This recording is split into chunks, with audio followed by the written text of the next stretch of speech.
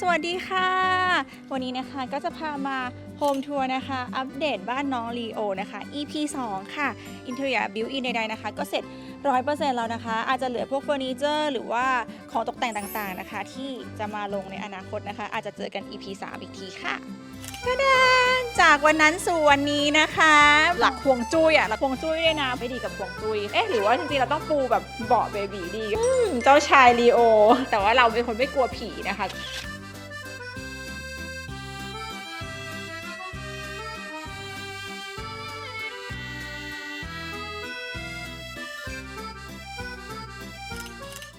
แสดงความเปลี่ยนแปลงจากรอบก่อนที่ไม่มีนะคะก็คือ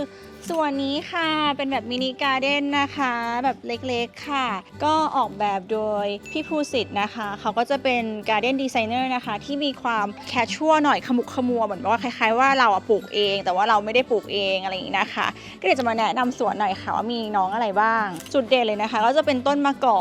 กเนี่ยก็คือจะมีที่หน้าบ้านเพราะต้นมะกอกเนี่ยใบน้องเขาจะเป็นสีเทาๆใช่ไหมคะแล้วเขาจะมีลูกมะกอกพอวันนึงที่น้องมะกอกขึ้นเต็มๆเนี่ยแล้วเรามองมาจากในบ้านนะคะมันจะเหมือนเป็นป่าสวนมะกอกเลยและอย่างหนึ่งนะคะจะมีตอนนี้แซมปลูกกุหลาบไว้ค่ะซึ่งกุหลาบเป็นกุหลาบออสเตรเลียนะคะตอนนี้น้องยังไม่ขึ้นดอกแต่ว่าวันหนึ่งนะคะน้องอาจจะขึ้นแล้วก็จะเลื้อยไปตามรั้วนะคะแล้วสีชมพูเนี่ยมันจะมาแทรกกับใบสีเทาๆของต้นมะกอกนะคะมันก็จะเป็นโทนสีเทาชมพูนะคะก็รอดูในอนาคตถ้าน้องยังไม่ตุยส่วนถ้าแบบเดินมาเนี่ยก็จะมีไฮเดรเนียแล้วก็น้องพิทูเนียอยู่ใกล้ๆกันนะคะแล้วจะมีอีกอันนึงที่แบบมีหลายต้นเหมือนกันก็คือน้องส้มจี๊ดก็น่ารักมากๆนะคะพยายามเลือกฟอร์มดอกไม้ที่มีความแฟชั่นแล้วก็เป็นความสวยแบบยูนิเวอร์แซลที่ไม่ใช่แบบสวยเฉพาะมีความอินเตอร์หน่อยๆอะไรอย่างนี้นะคะแล้วอันนี้ก็คือเป็นสวนที่แบบดูแฟร์แล้วยังแบบมีความฮวงจุ้ยด้วยนะเพราะเราจะถามหมอดูฮวงจุ้ยว่าห้ามอะไรบ้างเขาบอกว่าห้ามเป็นตระกูลปาล์มเด็ดขาดนะคะก็เลยตัดแบบปาล์มออกไปเยอะมากๆเลยเพราะตระกูลปาล์มก็มีหลายดอกที่แบบแฟชั่นอะไรอย่างเงี้ยนะคะก็เป็นโจทย์ที่แบบว่าทำให้ชาเลนจ์ขึ้นมาอีกสเต็ปนึงค่ะซึ่งเดี๋ยวสวนนะคะวันพรุ่งนี้แหละจะมีการมาเปลี่ยนดอกไม้อีกนะคะให้เป็นธีมแบบมีความเป็นดอกไม้ป่ามากขึ้นเหมือนคล้ายๆดอกไม้ที่แบบขึ้นได้เองตามธรรมชาติมันก็จะดูแฟร์มากกว่านี้ค่ะไว้เดี๋ยวรอดูใน IG คัตตี้นะน้องสวนก็จะมีความเปลี่ยนจริงๆเนี่ยตั้งแต่ทำมาบ้านยังไม่เสร็จมีเปลี่ยนไปมา 2-3 รอบแล้วนะคะเพราะว่าบางดอกมันก็มีความแบบหมดดอกไปคือพี่เขาก็แบบมีการมาเปลี่ยนดอกให้ใหม่เปลี่ยนธีมให้นะคะเข้าบ้านกันค่ะ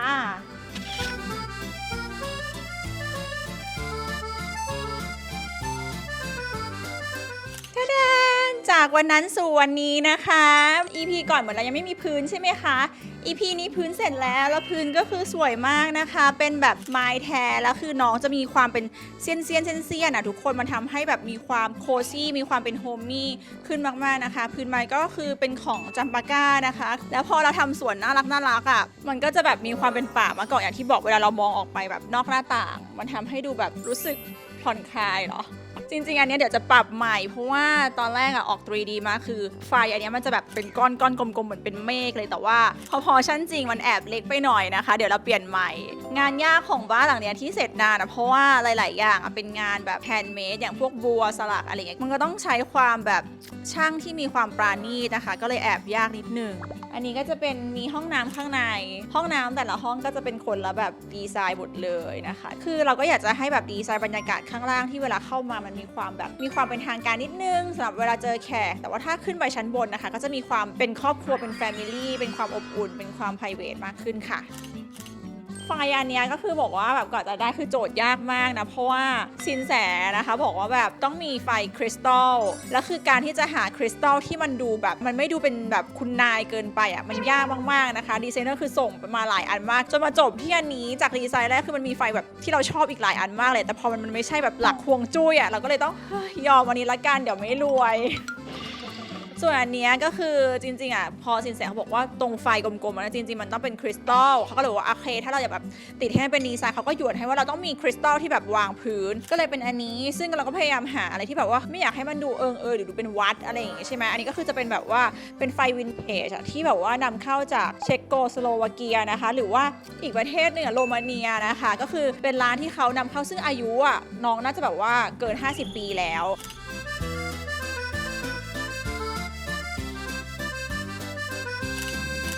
พอถัดจาก living area นะคะแล้วก็มาที่ dining area ก็มีการเปลี่ยนพื้นจากพื้นไม้ก็เป็นพื้นหินอ่อนนะคะที่เอามาปูก้างปลาให้มันเป็นแบบลายคล้ายๆเดียวกับพื้นไม้ตรงนี้นะคะก็จะทำให้แบบมีความมีลูกเล่นมากขึ้นอะไรอย่างนี้แบบมิสเวเน่เดี๋ยวเราจะแบบมาดูตรง pantry บ้าง pantry อันนี้นะคะจะเป็นธีมโทนสีเขียวก็มีการติด wallpaper เรียบร้อยแล้วนะคะ wallpaper ก็น่าจะเป็นของ Chloe and Son นะคะก็เป็น wallpaper ที่แบบนำเข้าลายมันน่ารักมากก็คือติดแบบหลายห้องเลยแอบแบบอยากจะสร้างบ้านเพิ่มเพราะชอบ wallpaper ของเขาอีกหลายอันเลยค่ะอันนี้นะคะตู้เย็นก็สีแบบน่ารักมากจริงๆตอนที่แบบว่าซื้อมันก็จะมีแบบตู้เย็นที่เป็นแบรนด์ที่เน้นฟังก์ชันมากกว่านี้เราก็จะแบบไม่เป็นไรยอมแบบ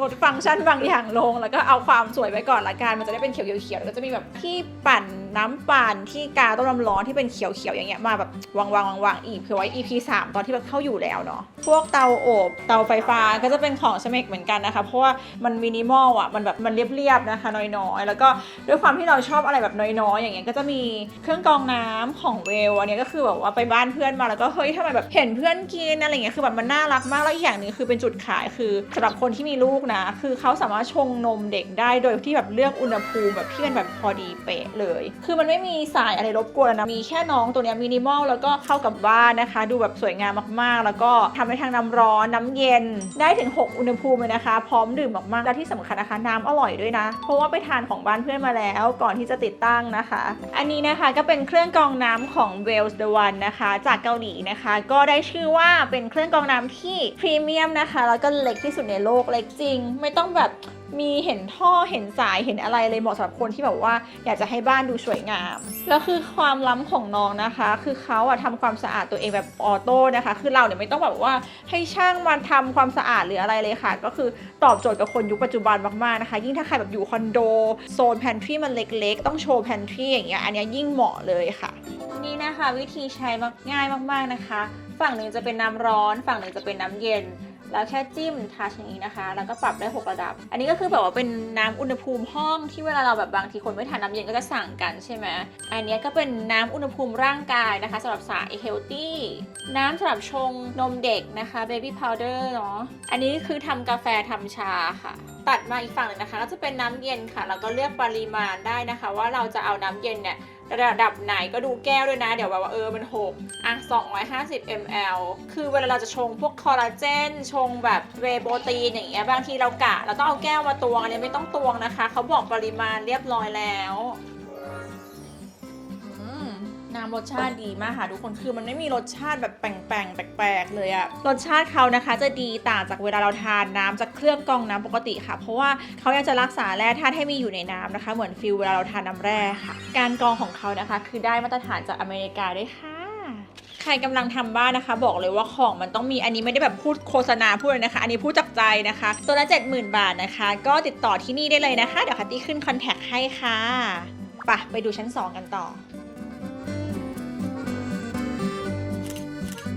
วอลเปเปอร์น่ารักมากค่ะเป็นสีแบบว่าเทาอมฟ้าๆแล้วก็ไฟอย่างนี้นะคะมีความเป็นแบบมาเรียอองโตเนตแบบมินิเวอร์ชันแล้วก็คือตรงบันไดนี่ก็คือเปลี่ยนหมดเลยนะเพราะว่าบันไดเดิมมันจะเป็นแบบสไตล์แบบเป็นกระจกเป็นโมเดิร์นอะไรอย่างนี้นะคะมาสู่ living room ชั้น2ค่ะที่ตี้บอกนะคะก็จะเป็นแบบว่าห้องสำหรับ family นะคะมีความ private ให้แบบว่าครอบครัวมานั่งดูหนังด้วยกันนู่นนี่นั่นนะคะก็บอกว่าเป็นบ้านเพื่อน้องลีโอโดยเฉพาะแล้วก็จะคำนึงถึงเบบีมากที่สุดนะคะอันนี้ก็ทีวีติดเรียบร้อยแล้วใหญ่มากนะคะใหญ่เกินกรอบไปนิดนึงก็แบบว่าบางทีก็แอบคิดนิดนึงว่ามันต้องเล็กกว่ากรอบหรืออะไรไปมาก็แบบมันก็สายไปแล้วจะซื้อทีวีใหม่ก็เกินเหตุนะคะแล้วก็ติดลำโพงเรียบร้อยลำโพงก็เป็นของ B&O นะคะก็จะมีความแบบมินิมอลแล้วก็แบบไม้ตรงนี้มันก็จะเข้ากับพื้นของเราค่ะห้องน้ำที่เป็นห้องน้ำตรง living room ก็เป็นห้องน้ำเกสนะคะจะดีไซน์ไม่เหมือนห้องน้ำอื่นๆเนาะก็เป็นไซส์เล็กๆข้างบนก็ยังมีการแต่งบัวพวกโซฟาอะไรคะจะเน้นเป็นแบบว่าเป็นพวกลินินนะคะให้มีความเป็นธรรมชาติทำให้แบบว่าดูฝรั่งดูแบบว่าอบอุ่นนะคะไม่ให้แบบมันดูหรูหราเกินไปที่เห็นอันนี้ไว้อยู่ที่เป็นไฟอีกเพราะว่าจะมารอติดรูปนะคะตอนนี้ก็ให้อาร์ติสต์วาดอยู่ค่ะจะเป็นรูปครอบครัวของเรานะคะเป็นน้องปิงหัตถาวาดนะคะก็น่าจะอีกประมาณแบบเดือน2 เดือนเสร็จโถงตรงนี้นะคะก็ตอนแรกทำมาเรียบๆแล้วก็สุดเรียบไปนะคะก็ให้ดีไซเนอร์เขาก็ดีไซน์พวกคิ้วบัวขึ้นมามันก็จะมีความเหมือนมีความคันทรีขึ้นทุกคนตรงหลังคาเห็นไหมคะมันจะเป็นสี ซี่มันทำให้ดูแบบมีความแบบเป็นฟิลโรงนาแล้วพอเราเอาแชนเดเลียมาตัดนะคะมันก็จะมีความคอนทราสต์กันไม่ทำให้มันดูแบบว่าหรูหราแบบมหาเศรษฐีอะไรอย่างนั้นนะคะคือเราไปชอบฟิลนั้นโคมไฟเนี่ยก็เป็นของเก่านะคะเป็นของโรมาเนียนะคะซึ่งอายุเนี่ยทางดีไซเนอร์บอกว่าคิดว่าน่าจะเกิน100 ปีสามารถมีได้เหมือนกันนะคะแต่ว่าเราเป็นคนไม่กลัวผีนะคะก็เวลคัมล้อเล่น ไม่เวลคัมนะคะ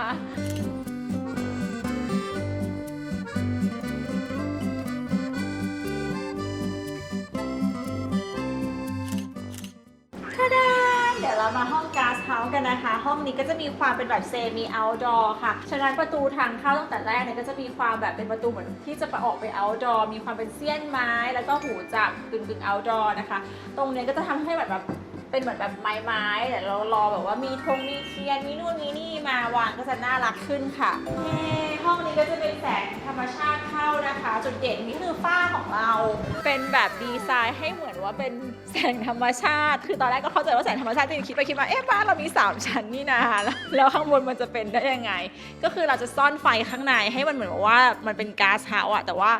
รอบๆนี้ก็คือแสงธรรมชาติเข้าจริงๆห้องนี้คือจะมีโต๊ะแบบยาวๆมาวางเอาไว้แบบว่าเป็นเหมือน co-working space เหมือนว่าคือเราอะทำงานที่ไหนก็ได้ใช่ไหมแล้วบางทีอาจจะนัดคนมาประชุมที่บ้านนะคะหรือว่าคุยไปคุยมาตอนเย็นทานข้าวกันจะเป็นโต๊ะยาวๆอย่างเงี้ยแล้วก็เลี้ยงลูกตรงนี้ไปด้วยเพราะว่าเราก็อยากจะให้แบบเวลาที่เราทำงานเนี่ยลูกเขาได้เห็นแบบเราอยู่ในสายตานะคะอันนี้ก็จะเป็นแบบโต๊ะที่สั่งมาไว้แบบว่าทำงานโต๊ะน่ารักมากเลยก็คือเป็นความแบบไม้แบบมีลิ้นชักอย่างวินเทจนะคะแล้วก็เดี๋ยวจะไปซื้อเก้าอี้สำหรับทำงานมาอีกทีอันนี้เอามาวางแบบแปะๆไว้เฉยๆนะคะก็ห้องเนี้ยก็จะมีความน่ารักตรงที่ว่าเขาก็จะแบบมีประตูทะลุเข้าไปในห้องลิฟวิ่งเมื่อกี้นี้ได้ก็จะมีความแบบอบอุ่นแล้วน้องเนี่ยด้วยความที่อยากให้น้องมีความแบบเป็นเซมิเอาท์ดอร์ก็เลยแบบว่ามีต้นไม้นะคะก็เป็นต้นมะกอกแพงมากเหมือนกันคือปกติไม่เคยซื้อต้นไม้พอซื้อก็หรอน้องแพงเหมือนกันนะอะไรอย่างเงี้ยก็แบบห้ามตุยเด็ดขาดก็จะแบบพี่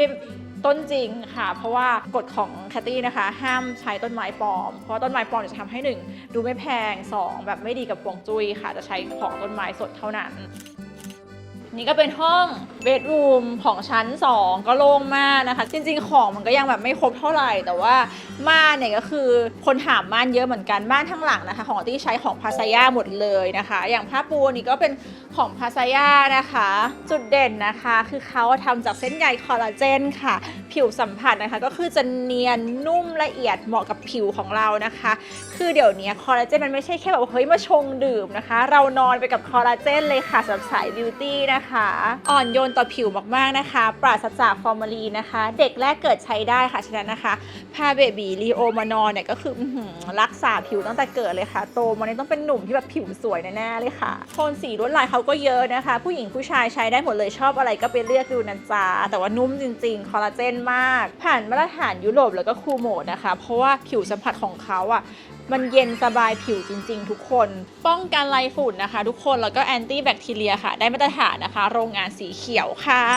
ใครห่วงใยสิ่งแวดล้อมนะคะก็ต้องพาซาย่าเท่านั้นค่ะม่านก็พาซาย่านะคะทั้งหลังเลยนะคะบอกเลยก็คือว่าคัตตี้นะคะก็ใช้บริการของเขาจะส่งแบบดีไซเนอร์ของเขามานะคะมาคุยกับดีไซเนอร์ของเราแล้วก็มาวัดพื้นที่คัสตอมไมซ์นะคะมีแคตตาล็อกมาให้เลือกนะคะก็คือสามารถคัสตอมไมซ์มาได้ทั้งหลังเลยค่ะคือผ้าเขานะคะผลิตเองค่ะมีทุกแบบเลยนะคะมีให้เลือกเยอะมากนะคะไม่ว่าจะเป็นผ้าลายผ้าโป่งผ้าทึบนะคะคือ full service มากๆนะคะคือตั้งแต่เลือกผ้าให้ไปจนถึงติดตั้งเสร็จครบเครื่องเลยค่ะจริงๆพวกม่านม้วนม่านลอนม่านพับก็มีนะคะอย่างในห้องน้ำพัตตี้ก็ใช้เป็นเหมือนแบบม่านมูลี่ของพาซาย่าเหมือนกันนะคะรับประกัน2 ปีด้วยค่ะและที่สำคัญนะคะตอบโจทย์ด้าน wellness ค่ะเพราะว่าไม่มีฟอร์มาลีนเหมือนผ้าปูที่นอนเลยค่ะอยากจะรู้ว่ามีฟอร์มาลีนมันต่างกันยังไงนะคะเวลาเราได้กลิ่นแบบม่านหรือผ้าปูที่เป็นกลิ่นของใหม่อ่ะนั่นแหละค่ะทุกคนอันนี้ไม่มีกลิ่นเหล่านั้นเลยนะคะซึ่งจะปลอดภัยต่อสุขภาพของเรานะคะและโดยเฉพาะกับเบบีค่ะแปะช่องทางไว้ให้ตรงนี้นะคะหรือจะ walk in ไปดูที่หน้าร้านก็สะดวกเหมือนกันค่ะ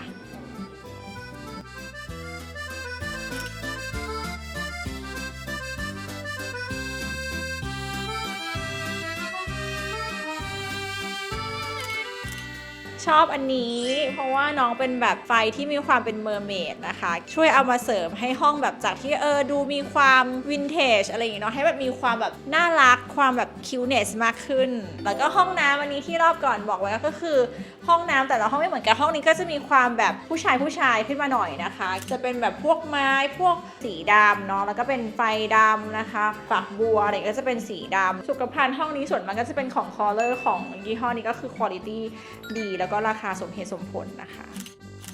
ะตรงนี้จะเป็นโถงบันไดจะเป็นเรียกได้ว่าเป็นจุดที่ตี้ชอบที่สุดในบ้านเลยค่ะเพราะที่ชอบแบบวอลเปเปอร์นะคะวอลเปเปอร์น้องมีความยูสฟูลมีความแบบเด็กตรงที่แบบเป็นโบอย่างเงี้ยยังแอดฮาร์ดแล้วก็ยิ่งแบบไปแวร์ซายมาก็คือได้แรงบันดาลใจมาจากตรงนั้นแล้วมาเจอกับไฟตรงนี้แล้วก็แบบไฟตรงนั้นอ่ะคือมันน่ารักมากๆแล้วเจอกับพวกแบบคิ้วไม้บัวอะไรอย่างเงี้ยนะคะซึ่งวอลเปเปอร์นะคะก็เป็นอะไรที่แบบเรียกได้ว่าชอบสุดเกือบจะสุดของในบ้านนะก็คือเป็นวอลเปเปอร์ของ Cole & Son นะคะก็เป็นวอลเปเปอร์นำเข้าจากประเทศอังกฤษนะคะคือเหมือนว่าเจ้าของเขาน่าจะเป็นขุนนางเก่าแก่อะไรอย่างเงี้ยนะคะก็เป็นวอลเปเปอร์ที่เขาออกแบบนะคะแล้วก็ปริ้นลงกระดาษที่คุณภาพมากๆนะคะซึ่งค่าวอลเปเปอร์ก็คือแอบแบบราคาสูงเหมือนกันก็คิดอยู่ว่ามันควรไม่ควรแต่ก็ควรก็ได้อย่างเงี้ยไปต่อค่ะและอันนี้นะคะก็จะเป็นจุดที่แบบว่าเป็นกระจกมองลงมาเห็นความสวยงามด้านข้างของชาเดเลียคือถ้าเกิดมันไม่มีห้องนี้เราก็ไม่เห็นเนาะจริงๆมันชาเดเลียมันสวยมากๆที่มีอายุ100 ปีเนี่ยแล้วก็มองลงมาเห็นข้างล่างเผื่อว่าเราไว้แบบมองดูความอบอุ่นของคนในบ้านเห็นลูกแบบกำลังระบายสีโซฟาอะไรอย่างเงี้ยนะคะมันก็จะมีแบบตู้เก็บรองเท้านู่นนี่นะเขาก็คิดอยู่ว่าเอาอะไรมาวางดีใครมีไอเดียว่าเอาของอะไรมาตกแต่งเพิ่มก็ขอไอเดียหน่อยกันนะคะช่วงนี้แบบแบงค์มากส่วนห้องนี้ค่ะก็เล็งไว้ว่าจะให้เป็นเพลย์รูมของน้องลีโอ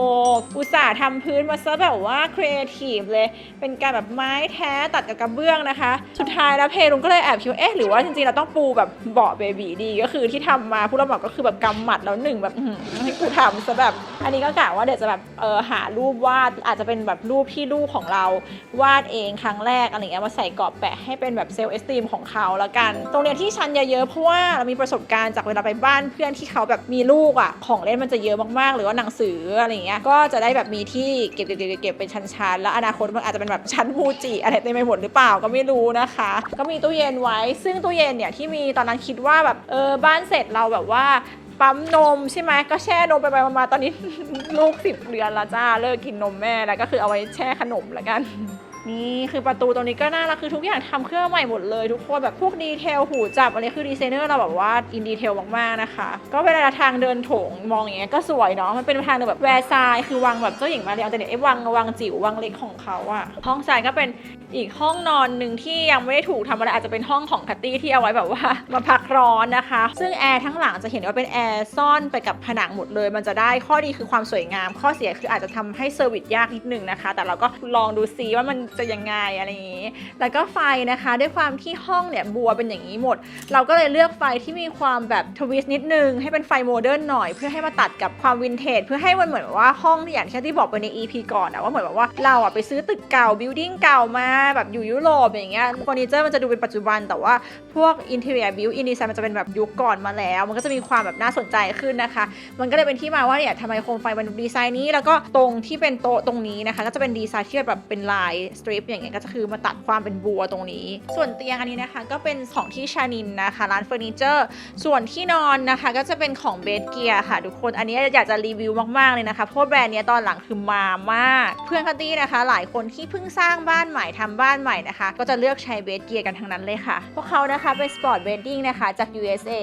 คือเวลานอนนะคะเราจะแบบไม่ปวดเมื่อยร่างกายเลยเพราะว่าเขาออกแบบนะคะให้อบอุ้มสรีระได้ดีค่ะอย่างตัวคัตตี้เองนะคะเป็นคนที่แบบว่าทำงานแบบใช้มือถือเยอะใช้จอคอมเยอะมักจะเป็นออฟฟิศซินโดรมค่ะเวลามานอนตรงนี้ก็คือช่วยมากนะคะความเก๋นะคะคือเขาสามารถคัสตอมไมซ์ได้คือฝั่งซ้ายกับฝั่งขวาเนี่ยไม่จำเป็นต้องเลือกเหมือนกันอย่างคัตตี้นะคะก็คือไปที่ร้านกับพี่ไดฟ์นะคะแล้วก็คือไปลองนอนแล้วก็เลือกตามความชอบของตัวเองได้นะคะอย่างสปริงเนี่ยก็สามารถเลือกระดับได้นะคะว่าจะให้นุ่มขนาดไหนรอบๆฐานที่นอนนะคะก็จะมีแผงระบายอากาศ Air X ด้วยค่ะก็จะเพิ่มการไหลเวียนของอากาศนะคะก็จะแบบเย็นสบายนะคะไม่อมความร้อนนอนแล้วเหงื่อไม่แตกอย่างของคัตตี้นะคะคัตตี้ก็เลือกเป็นรุ่น M3 นะคะไปนอนลองที่ช็อปแล้วก็คือแบบ I love ชอบมากนะคะพวกหมอนอะไรก็คือใช้ของเบสเกียร์หมดเลยคือหมอนเขาแบบดีจริงๆทุกคนอยากให้ลองไปลองนะพวกผ้าหุ้มใดๆนะคะก็เป็น Vertex ค่ะฉะนั้นนะคะจะเย็นผิวค่ะทุกชิ้นของเขานะทุกคนสามารถแกะถอดออกมาทำความสะอาดแบบแยกชิ้นได้หมดเลยคือตอบโจทย์ยุคปัจจุบันมากๆนะคะ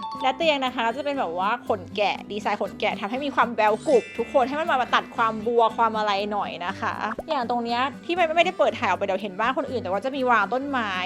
ทุกๆชั้นไว้เลยทุกคนแล้วแสงธรรมชาติเข้าคืนรู้สึกว่าตอนหลังไอเลิฟแสงธรรมชาตินะมันทำให้รู้สึกว่ารีแลกซ์แล้วก็ถ่ายรูปด้วย iPhone สวยอันนี้นะคะก็คือเล็กมากเรียกว่ามานอนแบบโรงแรมละกันเนาะก็อย่างที่บอกว่าบ้านลีโอนะคะห้องน้ำวันนี้สวยมากทุกคนน่ารักแบบเสียดายที่แบบไซส์สเปซมันเล็กมากๆแต่คือคัตตี้ชอบทุกอิเลเมนต์ของสุขภัณฑ์อ่างอาบน้ำคือชอบขาอ่างอาบน้ำชอบอะไรแบบทุกอย่างเลยนะคะอันนี้ก็เป็นของคริสติน่าทุกคนแบบสวยแล้วก็ตรงนี้คือชอบที่ความแบบเป็นขาอย่างเงี้ยมันเหมือนแบบเวลาเราไปโรงแรมที่ปารีสอะไรอย่างงี้นะคะแม้กระทั่งฝักบัวก็คือแบบเป็นธีมเป็นแนวเดียวกันแล้วก็แบบมีบัวคือห้องน้ำสวยแต่ว่าเล็กจุงต่อมาเป็นห้องของเจ้าอ้วงนะคะศูนย์รวมความน่ารักของโลกใบนี้เพราะว่าวอลเปเปอร์นะคะเป็นน้องเลมอนปะทะกับน้องเมฆนะคะก็เป็นของแบรนด์เดิมคอแอนซันเหมือนเดิมนะคะอยู่แถวเอกมัยนะคะเป็นร้านนำเข้าแล้วก็จะมีเตียงของน้องมาเธอร์กูสนะคะยังอินสตอลไม่เสร็จเดี๋ยวมันจะมีมุ้งมีอะไรคือแบบเจ้าชายลีโอส่วนแชนเดเลียนี่น่ารักมากๆเลยทุกคนพอมันมาตัดกับวอลเปเปอร์เมฆกับเลมอนมันเหมือนแบบว่าความแคชชวลกับความแบบทางการมันมารวมกันส่วนพื้นความพิเศษของพื้นห้องนี้จะเป็นพื้นไม้แบบกันกระแทกทุกคนลดกันกระแทกเช่นแบบว่าเวลาลูกเราล้มหรืออะไรมันจะลดความกระแทกลงกี่เปอร์เซ็นต์จำไม่ได้แล้วนะคะห้องน้ำเล็กของเจ้าโอ้ก็คืออย่างที่บอกตอนนั้นคิดว่าจะอาบน้ำลูกแบบเป็นทารกคือลูกไม่ละจ้ะตอนนี้ดิ้นสุดนะคะก็คือฟังก์ชันนี้ไว้ลูกคนถัดไปอันนี้อย่างก็ของพาซาย่าอะไรหมดเลยแล้วก็เนี่ยห้องน้ำแบบน่ารักมีการติดคิ้วเข้าไปในหินอ่อนเนี้ยค่ะแล้วก็พวกฝักบัวอะไรก็จะเป็นแบบว่าปรับอุณหภูมิได้เพราะว่าพอมันเป็นของห้องลูกมันต้องมีการคอนเซิร์นว่าอุณหภูมิเท่าไหร่ที่แบบไฮเทคกว่าห้องอื่นหน่อย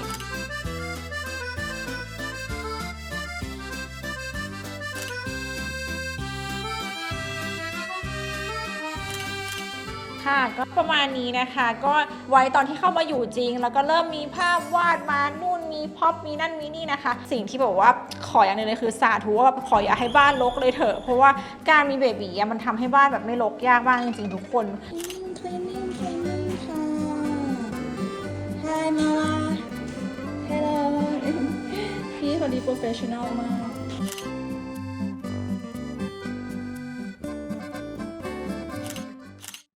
อุ๊ยเรียวมาถ่ายกับแม่แล้วเรียวมาปิดคลิปแล้ว